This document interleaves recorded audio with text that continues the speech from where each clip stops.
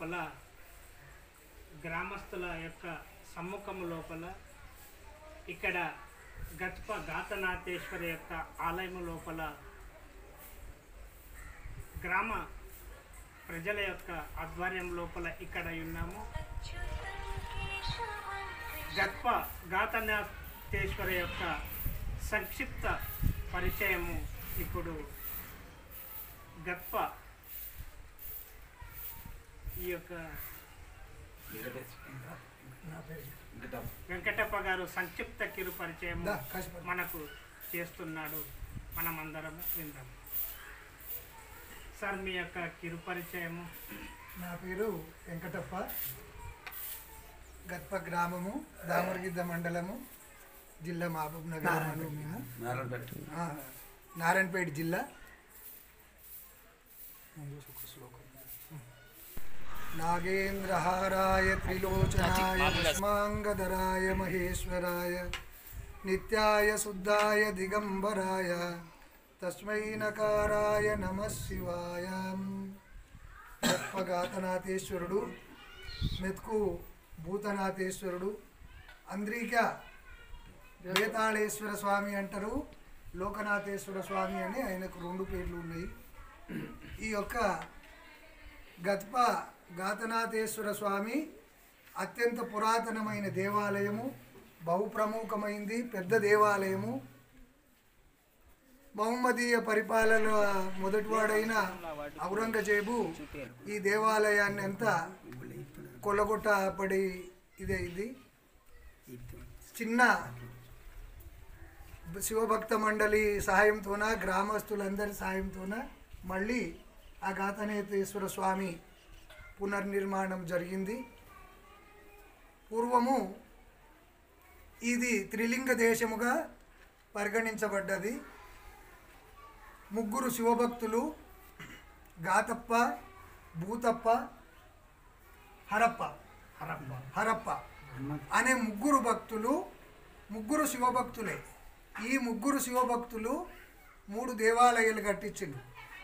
మొదటివాడు గాతప్ప ఈ గత్ప లోపట శివాలయాన్ని నిర్మించి తన పేరు మీద గత్ప ఊరుగా నామకరణం చేసిండు. ఆ శివునికి కూడా గాతనాథేశ్వర స్వామి అని నామకరణం చేసిండు.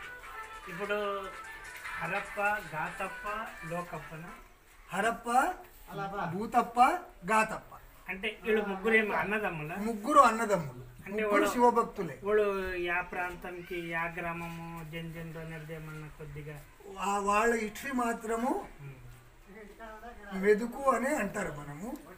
వారి ఆ 3 యొక్క అంటే అప్పుడు ఆంధ్ర కర్ణాటక అనే విధానం లేదు. వాళ్ళు ఈ ప్రాంతము మెతుకు, గత్ప ఈ 2 ఊళ్ళ వాళ్ళేవాళ్ళు. కాలక్రమేణా ఈ గత్ప అనేది కొన్ని దినాలు అంతరించింది. ఆ తర్వాత ఎక్కడెక్కడో అందరూ కూడా వలస వెళ్ళి అక్కడక్కడ స్థిరపడ్డరు. ఆ మెతుకులో ఉన్నదంతా గత్ప సంపదనే. ఈనాటికి అక్కడ చెన్నకేశవ స్వామి పెద్ద టెంపుల్ ఉంది. భూతనాథేశ్వరుడు ఉన్నాడు, చెన్నకేశవ స్వామి ఉన్నాడు. ఆ చెన్నకేశవ స్వామి గత్ప వాళ్ళే నిర్మాణం చేశారు. ఈ రోజుకు ఆ చెన్నకేశవ స్వామి పాదాల ముందు గత్ప చెన్నప్ప అనేటటువంటి లిఖితం కూడా స్వచ్ఛంగా ఉంది. ఈ రోజు అక్కడ గర్భాలయాలకు ఎవరికి ప్రవేశం లేదు. నేను పోయి ఆ దేవుణ్ణి పూజించాను, అభిషేకం చేశాను, అలంకారం చేశాను. కానీ చేసినందుకు నాకు పరిచయం ఉంది. ఇప్పటికి కనిపించేది ఇప్పటికి కూడా చూపగలుగుతాను నేను. అట్లా అయితే ఈ ఒక్కరొక్కరు ఒక్కొక్క శివాలయాన్ని కట్టించారు. భూతప్ప అనేట ఆయన మెతుకు లోపల స్థిరపడి అక్కడ శివాలయం కట్టి భూతనాథేశ్వరుడు అని పేరు పెట్టారు. హరప్ప అనేట ఆయన అంద్రికకు వెళ్ళి అక్కడ బేతాళ శక్తి సాధకుడు, ఆయన బేతాళ తాంత్రిక శక్తి సాధకుడు. అక్కడ సాధన చేసి అక్కడ ఒక శివాలయం నిర్మాణం చేసి అంద్రిక బేతాళేశ్వరుడు అని అక్కడ ఆయన పేరు పెట్టడం జరిగింది.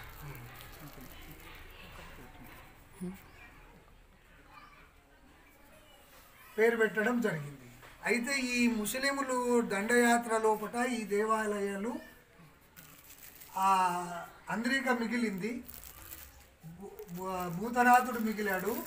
గత్పదేవుడు ఏముంది అంటే గాతనాథేశ్వరుడు యాంత్రికంగా శక్తిని నింపలేదు.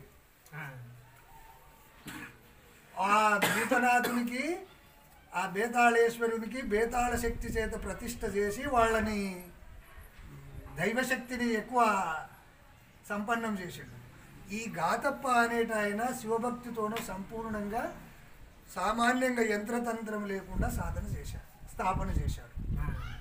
అయితే ఆ భూతనాథుని అందరిక బేతాళేశ్వరుని కూడా వాళ్ళు పెకలించాలని చూసిండ్రు, కానీ అక్కడ శక్తి వల్ల వాళ్ళ నుండి కాలేదు. అయితే ఈ గతపై ఈ రోజు కూడా అదే శాంతంలోనే ఉన్నది. ఈ పొద్దుడు కూడా తాంత్రికం కానీ లేకపోతే ఉద్రేకం కానీ లేదు, అప్పటికి శాంతమే ఉంది. ఆ పెద్దల పునాది నుండి ఇప్పటికి కూడా శాంతమైన గ్రామం. ఇక్కడ స్థాపన ఎట్లా జరిగిందంటే ఆయన భక్తితోన తానే ఏ తాంత్రికము యంత్రము తంత్రము ఆ దైవశక్తి మాంత్రిక శక్తి లేకుండా స్థాపన చేసిండు కనుక ఇక్కడ ఆ మాత్యం చూపలేదు. ఆ ఔరంగజేబు అనేవాడే ఈ శివాలయాన్ని పడగొట్టి ఆ రాళ్లనన్నీ ఇక్కడ దళితవాద చెరుకట్టకు తరలించడం జరిగింది. ఇది మా గురువు గారు చెప్పిన మాట. నాతో కూడా మీ గురువు గారి పేరు రామచంద్రరావు. అంటే ఇక్కడ గత్ప వాస్తవం. కొన్ని విగ్రహాలు కూడా ఆ భూములకి ఇంకా ఎక్కడెక్కడో విగ్రహాలన్నీ ఈ చెరువులో ఉన్నాయి, ఇక్కడ కోనేర ఉంది, కోనేరులో ఉన్నాయి, చాలా చాలా మటుకు ఈ కాలువలో ఉన్నాయి. ఆనాటి ఇటుకలు ఉన్నాయి. అయితే తర్వాత ఇప్పుడు లోకుర్తి ఉల్లిగుండము తర్వాత పెద్దలు ఒకరు చూసి ఒకరు వాటిని కూడా ఇందులో కలుపుకున్నారు. కానీ త్రి అంటే 3, ఈ 3 లింగాలకు ఒకే పూజారి అని ఒక నానుడు ఉంది. అయితే ఒకే పారి అన్నొంకల గంట సప్పుడయ్యేది కాదు, అది కాదు. మా గురువు గారు చెప్పింటే అది కాదు.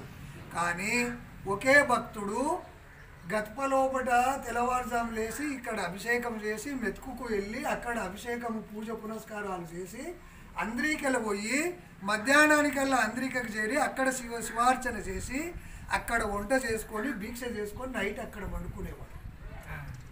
మళ్ళీ బ్రహ్మ ముహూర్తంలో తెల్లవారుజాము లేచి అక్కడ అభిషేకము పూజ అది అంతా ముగించుకొని మెతుకుకొచ్చి మధ్యాహ్న పూజ చేసి గతపకొచ్చి ఇక్కడ గాదరాధేశ్వర అభిషేకము పూజ పునస్కారం చేసి ఇక్కడ నైట్ చేసి ఇక్కడ పూజ ముగించి మళ్ళీ ఉదయం లేచి ఈ 2 ఊళ్ళల్లో నట్ట నడిమిది మెతుకు ఆ యొక్క అంటే ప్రతిరోజు ఆయన ఉన్న కాలినడకనే ఈ త్రిలింగాలను పూజించినవాడు. అత్యంత చారిత్రమైనటువంటిది ఇవి గ్రామాలు పురాతనము నుండి. ఆ కాలంలో ఇట్లాపూర్ లేదు, ఇక్కడ మా దగ్గర ఉన్న అంతరం లేవు గ్రామాలు. ఇవి తర్వాత స్థిరపడ్డాయి. మొన్న మా పెద్దలు ఒక 3-4 తరాల కింద ఇవి స్థిరపడ్డాయి. కానీ మొట్టమొదటి గ్రామం గతపై.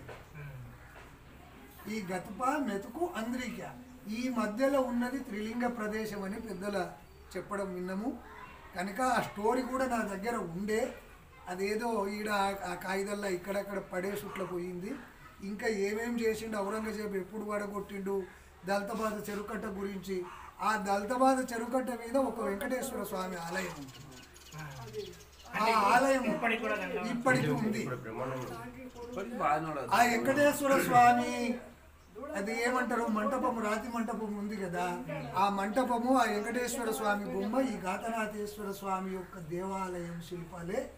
అక్కడ తిండపోయి ఔరంగజేబు వారసుల లోపల మలికేసావు అనేవాడు ఒకడు ఉండేవాడు. మలికేసావు వాడు ఇవన్నీ తీసుకుపోయి ఆ చెరుకట్టకేశాడు.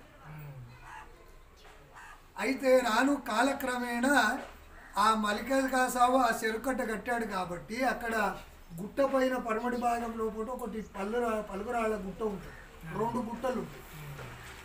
అవతలి గుట్ట మీద అమ్మవారు ఉండేది బ్రహ్మరాంబిక దేవి, చెరువు కింద బ్రహ్మరాంబిక దేవి ఉండేది. చెరువు కట్ట కానుకొని ఉండేది మల్లికార్జున స్వామి ఉండేవాడు. అయితే ఈ మలికేసాబు ఏమైతే అక్కడ చెరువు కట్టేశాడో ఆ శివాలయాన్ని పడగొట్టి ఆ లింగాన్ని లోపట్నే పెట్టి దర్గా కట్టి దాన్ని మలికేసావు అని చెప్పి వాళ్ళ పేరు మీద అక్కడ దర్గా కట్టి. ఇది చరిత్ర. అయితే ఇక్కడ మాకు ఆ సందర్భంలో పట్టే మనకు గుండేపల్లి ఈరన్న కూడా ఆ సందర్భంలోనే వచ్చినవాడు. ఆయన సుగ్రేశ్వరుడు, దేవసుర సుగ్రేశ్వరుడే ఆ గుండెపల్లి ఈరభద్రుడు. అక్కడ ఉండి ఇక్కడ వచ్చిండు ఆయన. ఆ సందర్భంలోనే ఇవన్నీ జరిగినాయి. కనుక ఇప్పుడు మా శక్తి కొలాది దీన్ని నిర్మించుకున్నాము. ఇంకా ముందర ఇంకేమైనా సందేహాలు చెప్పవచ్చు.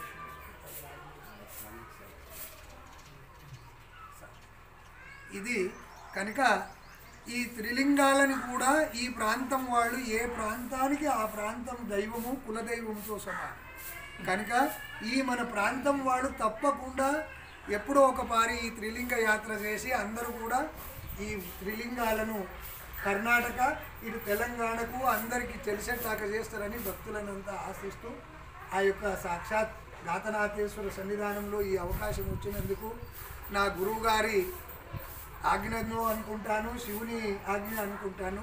కనుక అందరూ కూడా మనమందరం కూడా ఒకసారి ఎప్పుడైనా కాలినడకన్నా ఈ 3 త్రిలింగాలను దర్శించాలని నా మనసులో భావన ఎన్నో దినాలు ఉంటుంది. అది అందరూ మీరు నెరవేరుస్తారని ఈ అవకాశం ఇచ్చినటువంటి భక్తాదులందరికీ, ఆ గాతనాథేశ్వరునికి, నా తల్లిదండ్రికి, గురువుకు నమస్కారం చేసి ముగిస్తున్నాను. నమ పార్వతీపతే. ఇంతవరకు గొప్ప గాతనాథేశ్వరుని యొక్క సంక్షిప్తమైనటువంటి చరిత్రను మనకందరికీ తెలిపినందుకు పూర్వక ధన్యవాదాలు.